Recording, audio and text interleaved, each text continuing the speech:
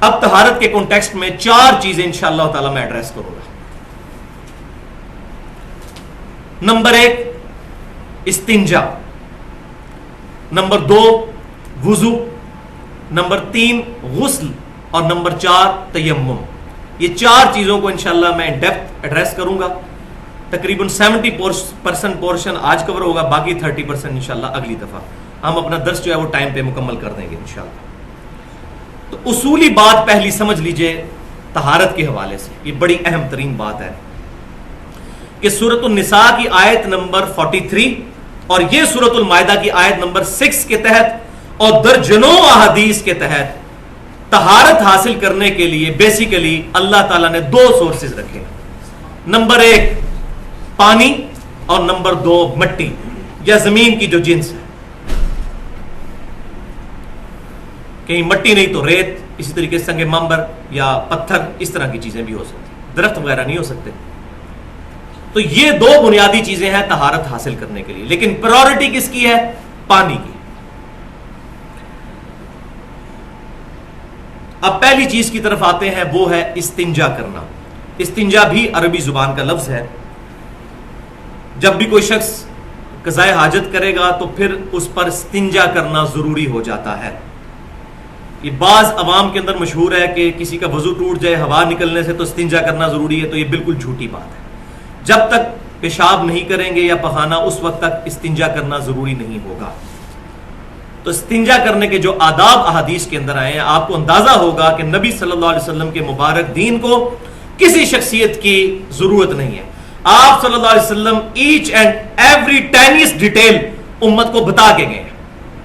یہ جو چیزیں مشہور ہیں، جی فلاں نے فقہ لکھ دی تو وہ جناب امت کو بتایا گیا، پہلے تو لوگوں کو پتہ ہی نہیں تھا. یہ سب جھوٹی باتیں ہیں. میں نے پچھلی دفعہ بھی ایک لطیفہ سنایا تھا کہ ایک تبلیغی جماعت کے بھائی میرے پاس آ کر رکے، تو میں نے ان کو بخاری اور مسلم سے جب دعوت حق پیش کی تو وہ کہنے لگے جی آپ کیا قرآن حدیث کی بات کرتے ہیں، قرآن حدیث میں تو وضو کا طریقہ نہیں لکھا ہوا، یہ تو امام حنیفہ رحمۃ اللہ علیہ نے بتایا ہے. میں نے کہا جی آپ کو کس نے بتایا؟ تو انہوں نے کہا کہ میرے چچا جان ہے 25 سال سے تبلیغی جماعت میں، انہوں نے بتایا. ان کو بھی ظاہر ہے ان کے علماء نے بتایا ہوگا. تو ساری تبلیغی جماعت کی میں بات نہیں کر رہا، لیکن عموماً یہ مسکنسیپشن موجود ہے عوام کے اندر. خدا کے لیے گستاخ رسول مت بنیے. محمد فرق بین الناس، صحیح بخاری کی حدیث ہے. محمد صلی اللہ علیہ وسلم حق اور باطل کے درمیان فرق ہے.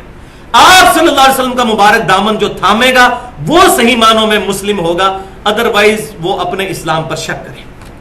کسی کو یہ وہم آیا کہ نبی صلی اللہ علیہ وسلم کوئی ادھورا دین دے کر گئے تھے جس کو بعد میں کسی شخصیت نے مکمل کیا، ایسے شخص کو اپنے اسلام کے اوپر خود ہی تفکر کر لینا چاہیے. ہمیں کسی پر تکفیر کرنے کی ضرورت نہیں، فتویٰ کفر کا لگانے کی ضرورت نہیں.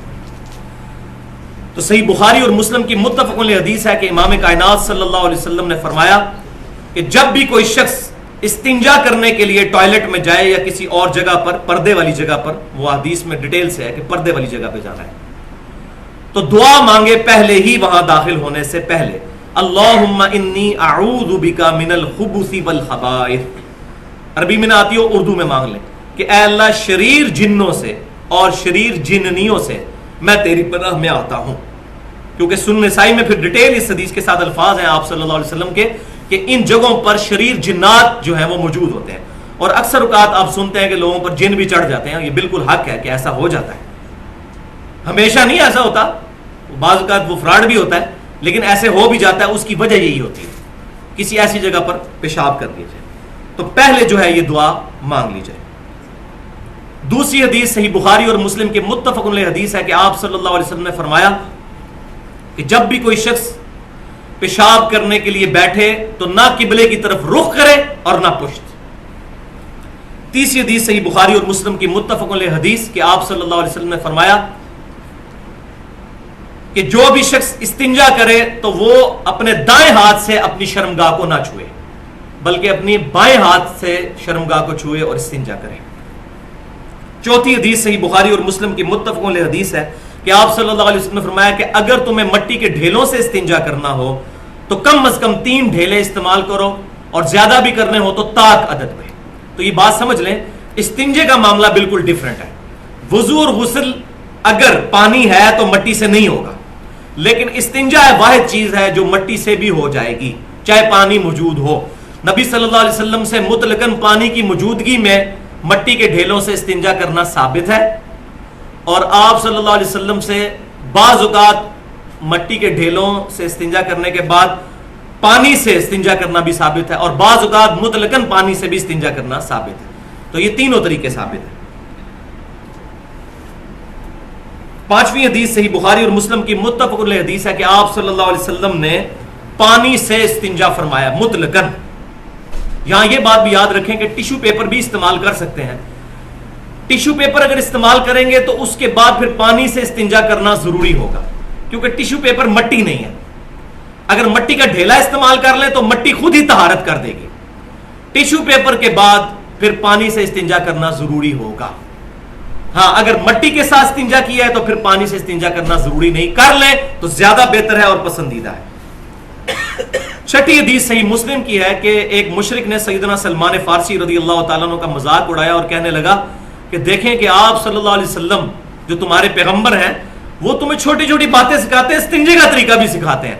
تو انہوں نے کہا ہاں الحمدللہ، ہمیں فخر ہے اس بات پر کہ آپ صلی اللہ علیہ وسلم نے ہمیں استنجا کرنے کا بھی سلیقہ سکھایا ہے. اور آپ صلی اللہ علیہ وسلم نے 4 باتیں استنجے کے کانٹیکسٹ میں ہمیں سکھائی ہیں. پہلی چیز یہ کہ ہم قبلے کی طرف رخ کر کے نہ پشت کر کے استنجا کریں. دوسری چیز ہم استنجے کے لیے اپنا دایاں ہاتھ استعمال نہ کریں. تیسری چیز کہ ہم کم از کم 3 ڈھیلے مٹی کے استعمال کریں اگر مٹی سے استنجا کریں.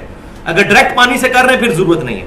اور چوتھی چیز کہ آپ صلی اللہ علیہ وسلم نے ہمیں گوبر اور ہڈی سے استنجا کرنے سے منع فرمایا. اور اس کی وجہ کیا ہے؟ وہ 7ویں حدیث صحیح مسلم کی کہ آپ صلی اللہ علیہ وسلم نے فرمایا کہ تمہارے بھائی جو جن ہیں ان کی خوراک ہڈی اور گوبر کے اندر ہے، لہٰذا تم اس سے استنجا نہ کرو. اور یہی اکثر اوقات ہوتا ہے کہ ایسی جگہوں پر استنجا کرنے سے اور پیشاب کرنے سے جو ہے وہ پھر جنات چمٹ جاتے ہیں. اور 8ویں حدیث جامعہ ترمذی، سنن نبی داؤد اور سنن ابن ماجہ کی ہے کہ نبی صلی اللہ علیہ وسلم جب استنجا کر کے قضاء حاجت کر کے باہر آتے، اس جگہ سے نکلتے تو پھر دعا کرتے غفرانک. غفرانک وقف کریں گے تو غفرانک، اے اللہ میں تجھ سے مغفرت طلب کرتا ہوں. تو یہ دعا ہے استنجا خانے سے نکلنے کی. اس کے علاوہ جتنی دعائیں ہیں وہ ضعیف ہیں.